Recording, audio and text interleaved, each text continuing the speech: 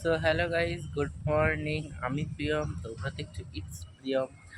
এখন বাজে সকাল 8টা 6। আর এখন থেকে আমার ব্লগটা আমি শুরু করছি। আজ রবিবার, 2রা জুলাই, ভোটের পরে। তো আজকে বিকেলে আমার পড়া আছে।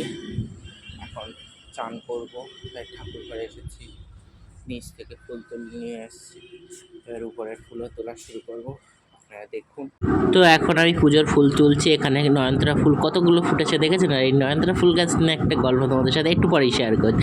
একটা সাদা জবাও ফুটেছে, কটা থোকা টগর ফুটেছে। এগুলো থোকা ছোটো ছোটো টগর, এখানে টবে বসানো তো, তাই আর আমি যত্ন করি না সেরকম, তাই জন্যই ফুল কম ফোটে, বুঝলে। তাও ঝাপ ফোটা মোটামুটি আমার সংসার চলে যায়। তো তারপরেই এবারে এলাম, এই দেখুন নয়নতারা। এক্ষুনি যে গাছের ছবিটা আপনাদের দেখালাম, সেই গাছের ফুল এইটা। আরও অনেক ধরনের কালারে হয়, সাদা হয়, ডার্ক গোলাপি হয়। আমার কাছে এই পাতলা গোলাপিটা আছে। এবারে বলি, এই গাছের ফুল এর নাম আর আমার ঠাকুমার নাম পুরো সেম। মানে এই গাছের ফুলের নাম হচ্ছে নয়নতারা। হ্যাঁ, আর আমার ঠাকুমার নামও নয়নতারা। এবারে এই গাছটার নাম আমরা ঠাকুমা বলেই সবাই মজা করি, বুঝলেন। মানে ওমা ঠাকুমা পড়ে যাচ্ছে, ওমা ঠাকুমা নেতিয়ে যাচ্ছে, এরকম। আর ঠাকুমা ভাবে যে আমার নাম হয়তো বদনাম করছে। তো চলুন, ফুল টুল তোলা কমপ্লিট। আজ জবা ফুল কম পেয়েছি, জানেনই তো, দেখেছেনই আপনারা আগের ভিডিওতে কত জবা ফুল ফোটে। আমাদের এখানে একজন বয়স্ক মহিলা আছে, যে রোজ ভোর 4টে 4:30 5টার সময় এসে আমাদের এই গাছগুলো থেকে ফুল তোলে, ওদের ওই ওই কোনার গাছগুলো থেকে আর আমাদের গাছ থেকে জবা ফুল তুলে নিয়ে গেছে। একটাও রাখিনি, ওই কটা পেয়েছি টেনে টুনে, তাই। তো চলো ব্লগটা শুরু করা যাক। ঠাকুর ঘরে এসেছি গোপাল তুলে। সো গাইস, আজ হচ্ছে 19শে জ্যৈষ্ঠ, তোমাদের বলতে ভুলে গেছিলাম। আজ 2রা জুন, 19শে জ্যৈষ্ঠ, রবিবার। আজকে হচ্ছে আমাদের লোকনাথ ব্রহ্মচারী, মানে আমার লোকনাথ দাদুর তিরোধান দিবস। সেই তিরোধান দিবসের পুজো আমি কী করে সেলিব্রেশন করি তোমাদের সাথে সেটাই আজকে শেয়ার করব। আর লোকনাথ দাদুর তিরোধান দিবসটা অত বড় করে আমাদের বাড়িতে হয় না। যা আমি সামথিং যা জোগাড় করি সেই দিয়ে ফুল দিয়ে পুজো হয়। আর লোকনাথ জন্মাষ্টমী, মানে লোকনাথ দাদুর জন্মদিন এবং গোপুর জন্মদিনের সময় তখন অনেক আয়োজন করে আমাদের বাড়িতে পুজো হয়। দেখো গাইস, এত সাদা ফুল পেয়েছি, সাদা ফুলের পাহাড় হয়ে গেছে। তো শুরু করি, চলো।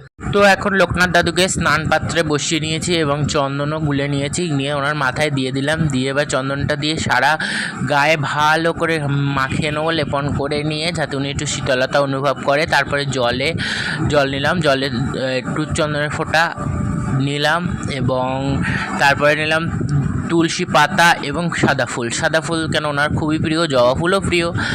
তো সাদা ফুল নিয়ে এবার তুলসী পাতা নিয়ে, কারণ আমি বেলপাতা পাইনি এখানে। এবার বাবা লোকনাথের নাম নিতে নিতে ঠাকুরকে স্নান করিয়ে দিচ্ছি। আমি কিন্তু এখানে বেলপাতা পাইনি, তো আমাদের এখানে বেলপাতার একটু অভাব আছে, তুলসী পাতা আছে বলে তুলসী পাতা দিতে পেরেছি। তো ভালো করে স্নান করিয়ে নিলাম, আর আরেক ঘটি জল দিয়ে স্নান করালাম। ভালো করে স্নান করিয়ে এবার ফুল টুলগুলো সরিয়ে দিয়ে দাদুকে টুকুস করে তুলে নিয়ে গামছার উপরে বসিয়ে ভালো করে গাটা মুছিয়ে আসনে পাচ্ছি। দাঁড়াও, গা মুছে এই চলে এলাম আসনে। এবার একটু ফুল দিয়ে সাজিয়ে নিচ্ছি। ফুল দেওয়ার আগে একটু বসাতে হয়, সেটাই করলাম। দাদুকে বসিয়ে দিলাম। তো তারপরে আবার একটু কটা ফুল দিয়ে, মানে ফুল দিয়ে সাজানো তো যায় না, ফুল দিয়ে সাজিয়ে নিলাম। এবারে শিব ঠাকুরের স্নান করানো শুরু করলাম। শিব ঠাকুরকে ভালো করে ওম নমঃ শিবায় বলে স্নান করালাম। নন্দী দেবতাকে করানো, আর দুটো শিব ঠাকুর আছে তাদেরও স্নান করালাম। শিব ঠাকুরের স্নান করানো, এবার গোপালের স্নান করবো, তাই তুলসী পাতার জল নিয়ে গোপালের আর চন্দন দিলাম না, নিয়ে গোপালকে সারা অঙ্গে ভালো করে ঠান্ডা ঠান্ডা কুল জল দিয়ে, আমিও স্নান করেছি ঠান্ডা জলে। এবার ওদেরও স্নান করিয়ে দিলাম। স্নান করিয়ে নিয়ে এবারে তারপরে গোপালদের রেডি করি। তারপরে এখন মালা গাঁথতে বসবো। মালা এই এক হাতে মালা ক্যামেরা ধরে আছি বলে মালা গাঁথতে একটু অসুবিধা ছিল, মালাটাও গাঁথা হয়ে গেছে। এবারে লোকনাথ দাদুকেও পরিয়ে দিলাম। লোকনাথ দাদুকে কি কিউট লাগছে, এমনি সাদা, তারপরে সাদা ফুলের মালা। এবার দাদুকে আর দেখা যাবে না, না দেখো এরপরে কি ফুল দিই, দেখো তো এখন দাদুকে একটা লাল ফুল দিচ্ছে। আমি এতে গেছিলাম, লোকনাথ বাবার ধামে গেছিলাম, সেখানেও দেখেছিলাম লাল ফুল দেয়, তাই আমিও দিচ্ছি। আমি আগে জানতাম না, আগে আমি সাদা ফুল আর বেলপাতা বা তুলসী পাতাই দিতাম, এখন লাল ফুলও দিই। তো লাল ফুল সাদা ফুল দিয়ে ভালো করে সাজিয়ে নিলাম একটু হালকা করে। লোকনাথ দাদুকে সাজিয়ে নেওয়ার পর একটু দেখো কেমন হয়েছে বলো কমেন্ট করে অবশ্যই। তুলসী পাতা কিছু পেয়েছি, মানে আমার গাছেও তুলসী পাতার অভাব পড়েছে, কারণ কৃষ্ণ পুজোর সময় তো লাগে, তা তুলসী পাতা দিয়ে একটু সাজিয়ে নিলাম দাদুকে। এবার গোপুর মাথায় ফুল দিয়ে সব ঠাকুরের সাজানো হয়ে গেছে, লাস্টে গোপুর মাথায় ফুল দিয়ে দেখে নাও কেমন লাগে।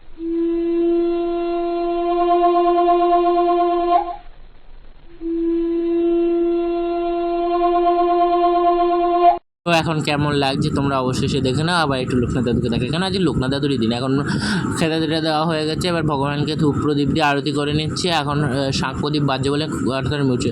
আজ যে ভগবানকে বাতাসা মিশ্রি আর নকুলদানা সবই লোকনাথ দাদুর প্রিয় এবং সবাইকেই দিয়েছি।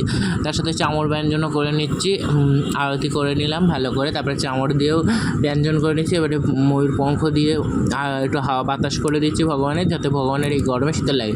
তাও সারাদিনই আমাদের এখানে পাখা চলে, ঠাকুর ঘরে একটা পাখা রয়েছে। তো এরপরে পুষ্প দিয়ে আর একটু করে নিচ্ছি, আরতি করে সেটা বলে। এখন বাজে 11টা। তো এখন আমি ব্লগটা আবার শুরু করলাম। নিচে এসে খাওয়া দাওয়া কমপ্লিট করে বাবার দোকানে এসেছি। এটা আমার বাবার দোকান, ইলেকট্রনিক্সের দোকান। বাবার দোকানটা এখন খুললে বাবা একটু বাজারে গেছে, তারপরে দাদু নিয়ে একটু, মানে আমার দাদুকে নিয়ে একটু ডাক্তারখানায় যাবে। তো চলো দোকানে এখন কিছুক্ষণ বসবো, বাবা যতক্ষণ না আসছে, লোকজন আসলে বিক্রিটা করবো। বই নিয়ে এসেছি, বই পড়বো এখন। তো শুরু করো, ঠিক আছে, টাটা। তো গাইস এখন কি দেখছি, আজকে আমাদের বাড়িতে লাল লাল কষা কষা চিকেন হচ্ছে, মানে মাংসের ঝোল হচ্ছে, তাও আমাদের মাটির উনুনে। এমনি আমাদের মাটির উনুনে, এবারে আমি কষা পেয়ে গেলাম, কেন চিকেন পেলে আমি কষা খাবোই। তারপরে চিকেন হয়েছে যেগুলো, আমার একটু খাওয়াটা আজকেই পেয়ে গেছে, ভাতও খেয়ে নিলাম রেডি। এবারে চলো 5:30। তো এখন থেকে ব্লগটা স্টার্ট করছি। তো আমি এখন পড়তে এসেছি, পড়ার এখানেই আছি, স্যার এখনো আসেনি, তাই ব্লগটা শুরু করলাম বিকেল থেকে। বিকেলে ব্লগটা না শুরু করলে হয়, পড়ে টরে বাড়ি গিয়ে বা ভেবেছিলাম বাড়ি গিয়ে ব্লগ করবো, কিন্তু এরা যা করছে সেটা না করলে হতো না। এবার দেখাই আমার বন্ধু বান্ধবীদের। এই হচ্ছে অঙ্কিতা, এরপরে আসছে পিপি পিপি পিপি, মানে ওর নাম প্রীতিশা, আমরা পিপি পিপি বলি। তারপরেই আসবে আমার পিসির ছেলে, যার বাড়িতে আমি একদিন স্টে করেছিলাম। এরপরে আমি হেসে হেসে মরছি, কিছু একটা বলছিলাম, এবার চলুন। সো গাইজ এখন বাজে ঘড়িতে একেবারে 10টা, আর আমার খাওয়া দাওয়া সবই কমপ্লিট হয়ে গেছে। বোর্ড থেকে এসে অঙ্ক করছিলাম, আর পড়া রয়েছে। আর তাও অঙ্ক করার পর একটা অকাজ করেছে। এটা কি বলতো, বেঙ্গালস, মানে হাতের ছুরি, বেঙ্গালস বলে হয় সেগুলো। সেটার একটা বানিয়েছি, সেটা চেষ্টা করেছে আমার মাসির মেয়ে, মানে আমার বোনকে এটা গিফট করবো বলে। তো খাওয়া দাওয়া কমপ্লিট, বিছানা গোছানো কমপ্লিট, এবার ঘুমাবো, ঘুম পাচ্ছে। কাল আবার সকাল সকাল পড়া আছে, পড়তে যেতে হবে, উঠতে হবে, পুজো করতে হবে। তো আজকের মতন এই পর্যন্ত। সবাই ভালো থাকবেন, সুস্থ থাকবেন, সাবধানে থাকবেন, নিজের শরীরে খেয়াল রাখবেন। ব্লগটা কেমন লাগলো অবশ্যই কমেন্ট করে জানাবেন। হরে কৃষ্ণা, রাধে রাধে।